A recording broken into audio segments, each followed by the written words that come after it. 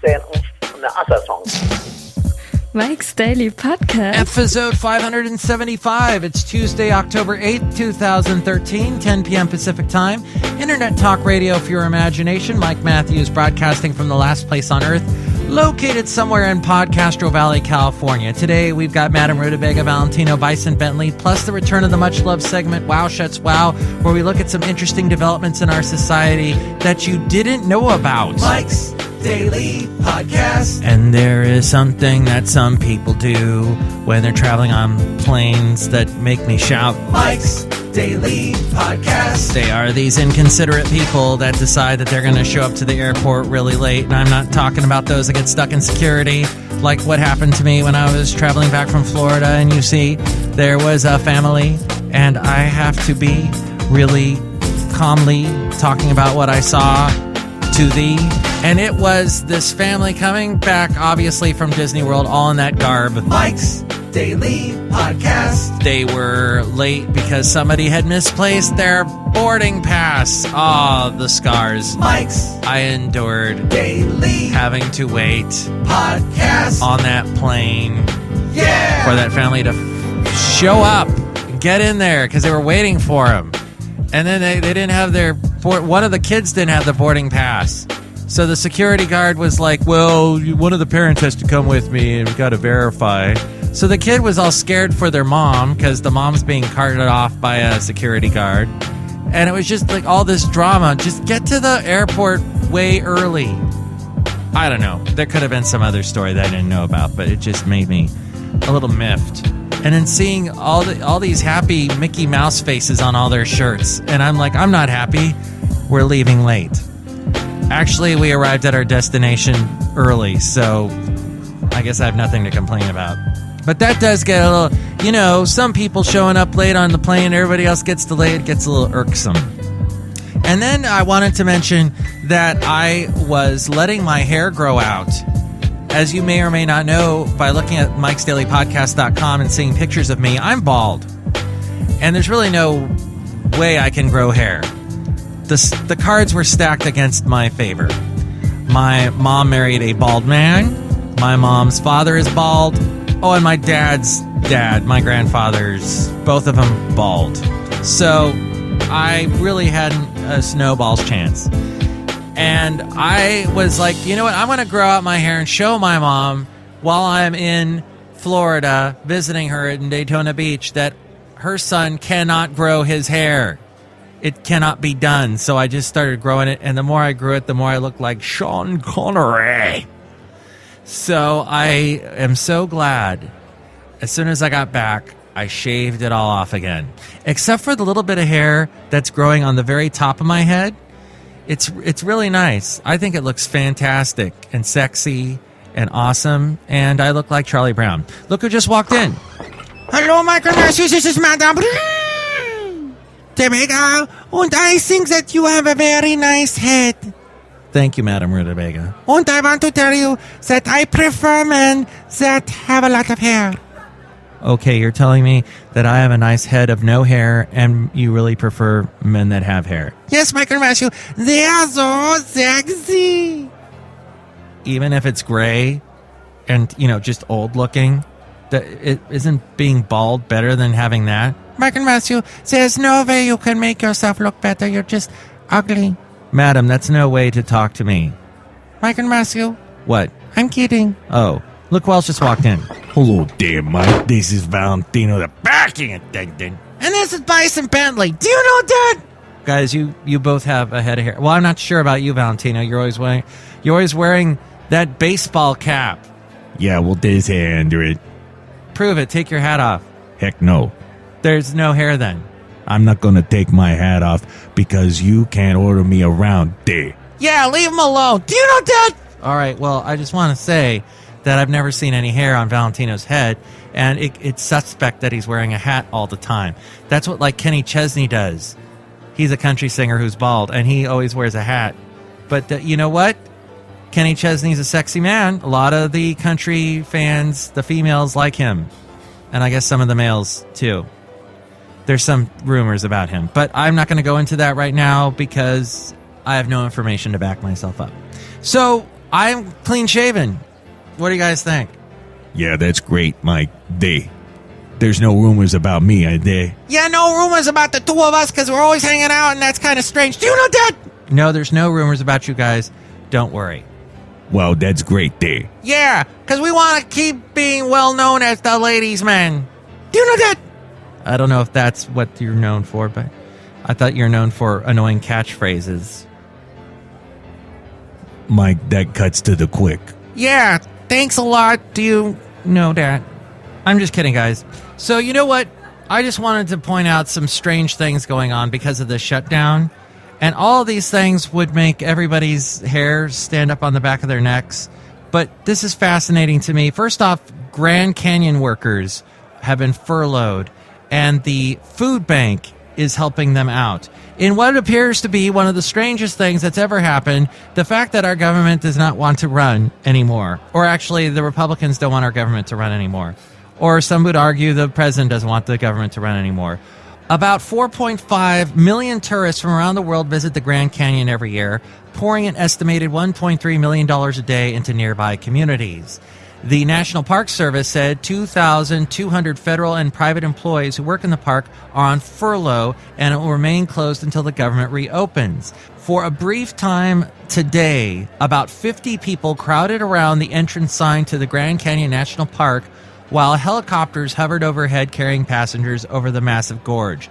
Business leaders and community members organized a Fed Up with the Feds protest to highlight the economic crisis they said they're facing.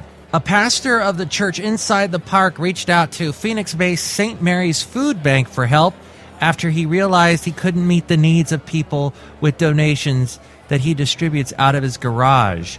He said many of the affected workers live paycheck to paycheck and are struggling to provide food for their families. Also, this U.S. stocks today fell, giving the Standard & Poor's 500 index its biggest two-day loss since June, as concern grew that a deadlock among the U.S. lawmakers over the debt limit could lead to a government default. An index of internet stocks also tumbled, and they tumbled the most in almost 2 years, sinking 4.1% for Facebook, and Yahoo lost at least 3.5%. And then finally, this little bit of what's going on in the world because of what the politicians are doing to us by fighting. The normally uneventful sale of 1 month U.S. Treasury debt turned into a near boycott today, with investors demanding the highest yields in 5 years as fears intensified over a possible default if the federal debt ceiling is not increased. The U.S. Treasury Department today sold $30 billion worth of 1 month bills that will pay an interest rate of 0.35% to investors. Did you know that? That's fascinating to me to hear that. Mike, I don't do any investing. Yeah, we just invested our own good looks. Do you know that? But yes, admit it, those stories frightened you, didn't it? Michael Matthew, no matter what will happen, there's one thing's for sure. All of the politicians that are in office right now are going to get voted out. From your mouth to God's ears. You can tell me what you think about this whole mess by emailing me, mikesdailypodcast@gmail.com. We read your comments on the section emails for email.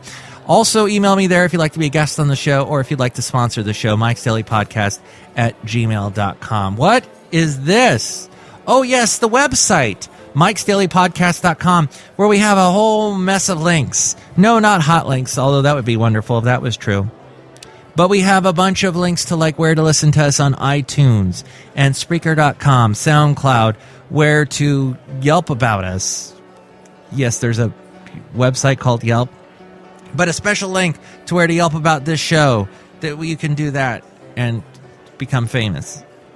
Or at least my favorite person in the world by Yelping about the show. We also have links to where to find us on YouTube, Twitter, Facebook, the Facebook page, like the Facebook page. And when we post a new show, you can share it with your friends and then spread the word about Mike's Daily Podcast. We also have links to where to find us in iTunes and subscribe to us there. Also at mikesdailypodcast.com is the blog and the daily podcast picture and the Amazon deal of the day. Click on that and buy something. We see a little money and we go, thank you, at mikesdailypodcast.com. Wow, Shuts, wow. So my mom has said to me when I say something surprising to her, because she's German, she says, wow, Shuts, wow, because she calls me Shuts, and she's full of surprise. So here are some stories that will also make you go, wow, Shuts, wow, and these have to do with society. Nothing gonna break my stride. Nobody gonna slow me down. Oh no, I've got to keep on moving. Maybe we shouldn't keep on moving, and we should break our stride, and we should pause, according to the Costco connection in this article. It says, in a quickening world where the pressure to respond and deliver is high, speed can lead to mistakes and inefficient leadership. Leadership developer Kevin Cashman, author of The Pause Principle, Step Back to Lead Forward, argues that our most powerful weapon against these crushing forces is the one thing we tend to resist the most: a pause. He offers these tips on why you should wait a moment. Pause for understanding. Certain that you know the answer? There's a good time to step back, gather more information, ask another relevant question, listen to someone else's perspective, and consider alignment with values and purpose. Pause for growth. Schedule time and invest in your personal leadership growth through self-awareness and learning. Pause to think. Why? Why not? What might be possible? Reward risk-taking. Celebrate and appreciate failure for the learning that emerges. Pause for teams. Take the time to give everyone an opportunity to express concerns, share their genuine feelings and ideas, and listen authentically in the spirit of real collaboration. Pause for resilience. Step back from the hurried, hectic pace, the onslaught of information, and go for a walk or run. Pause for significance. Next time you pick up your mobile device for a stream of transactions, pause and ask yourself, what is really important today? Things to remember in this world that does anything but ever pause. Slow down, world.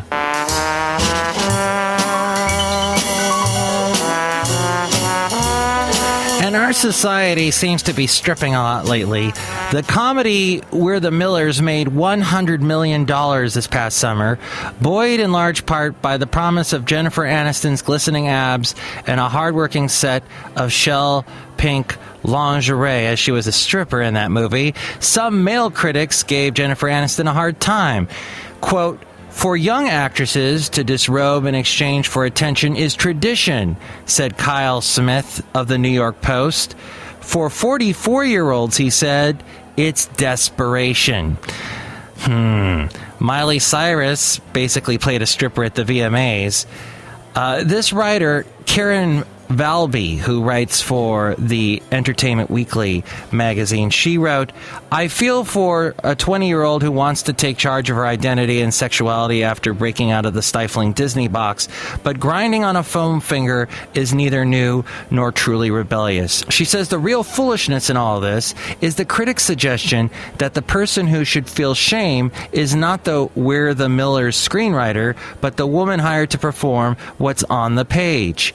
If a woman in your script is a stripper, then the problem is you. Specifically, your laziness and your limp imagination. You want to give your female character an edge, make her vulnerable and hungry for redemption? You haven't nailed it by deciding to make her a stripper. All you've done is prove that you or your producer are likely a horn dog who wants a TNA moment for their trailer. In any case, the stripper parts keep getting written, so actresses have to keep thinking of reasons that this stripper is different and deserves to be played. Here's an incomplete list of actresses, some of them great, who have played the role on film: Jessica Alba, Jessica Biel, Natalie Portman, Lindsay Lohan, Demi Moore, Marissa Tomei, Salma Hayek, Kristen Stewart, Rose McGowan, and Halle Berry.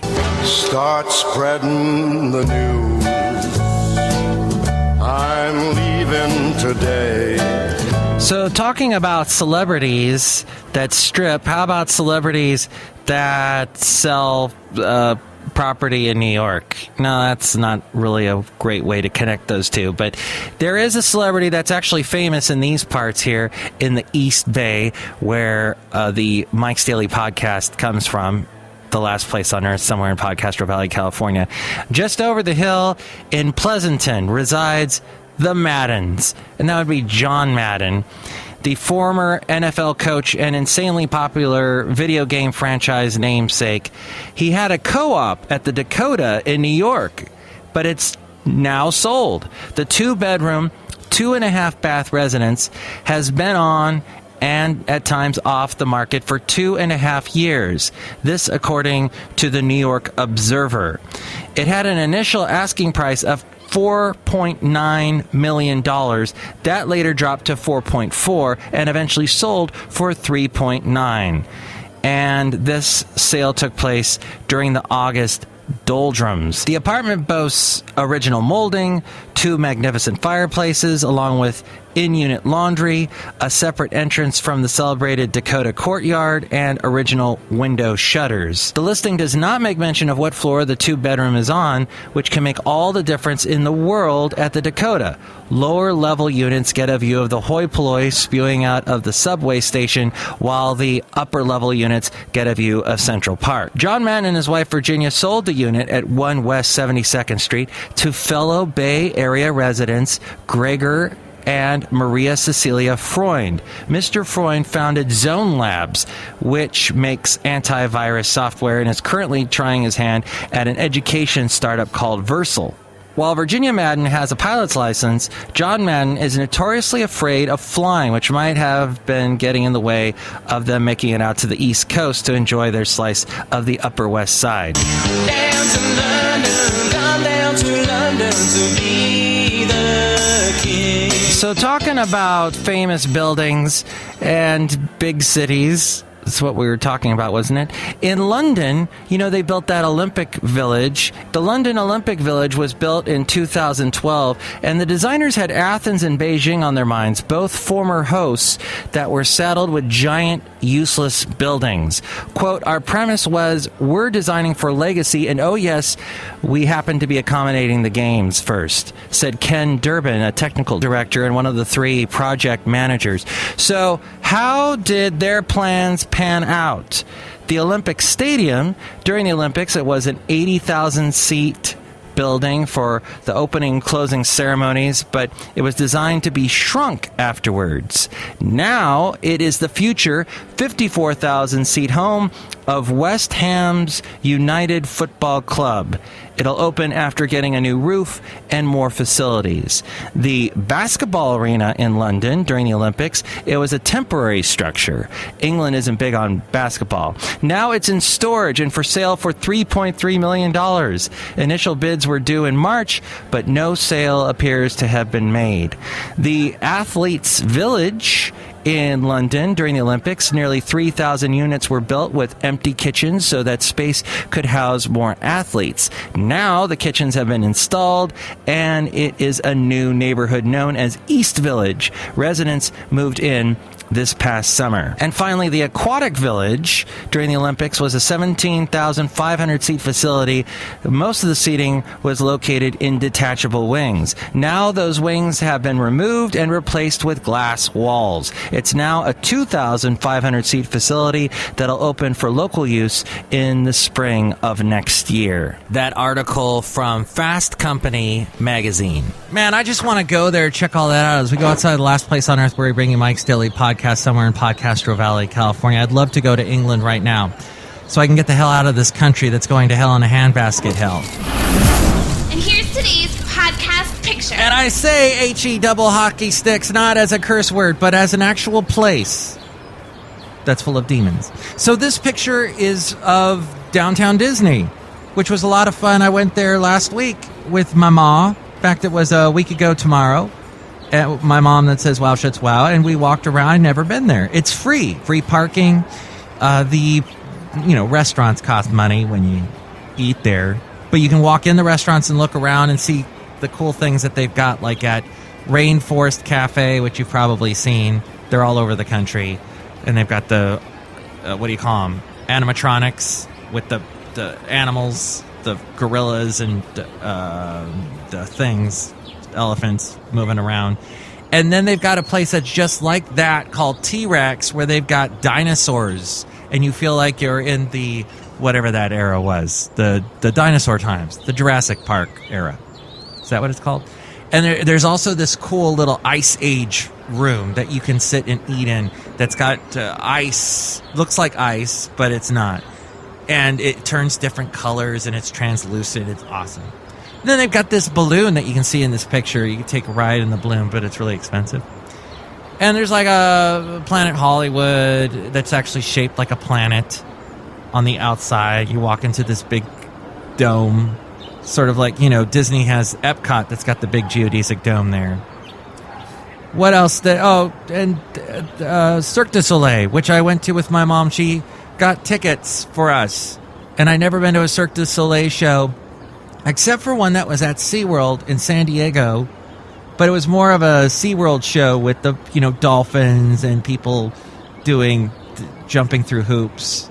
I mean, dolphins jumping through hoops. People, though, that were bouncing on like a single beam up in the sky over water. And then they would jump into the water. I guess that's what made it like a Cirque du Water thing. But it wasn't an actual Cirque du Soleil. So I went to one of those, and that is really a trip. Go to one of those if you want to feel like that scene in Knocked Up when Seth Rogen and Paul Rudd go to see a Cirque du Soleil, but they're high on mushrooms. And it is surreal. Even without being high, you feel like, whoa, where did all of this come from? Not a single word is spoken during an entire performance, except at the very beginning where they say, please no flash photography, blah, blah, blah. But you do, all you hear are like when they sing, because there's actual live singers, they're singing just sounds like, whoa, whoa. There's no words. Just boggles my mind. Mike'sDailyPodcast.com to see that picture. Michael Matthew, what is that art piece that I am seeing in this picture?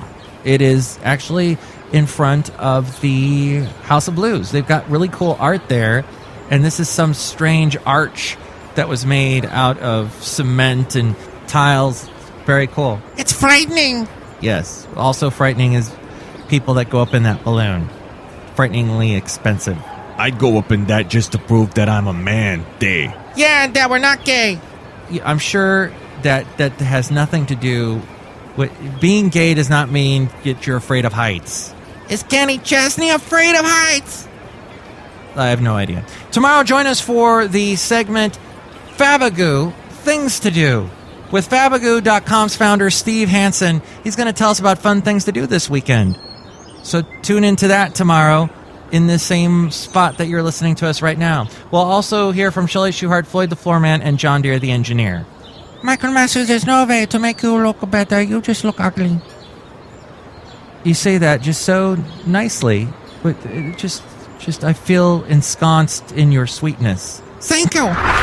Mike's Daily Podcast is written and produced and performed by Mike Matthews. His podcast is super easy to find. Download or listen to his show and read his blog at mikesdailypodcast.com. Email Mike now at mikesdailypodcast@gmail.com. See you tomorrow. Bye.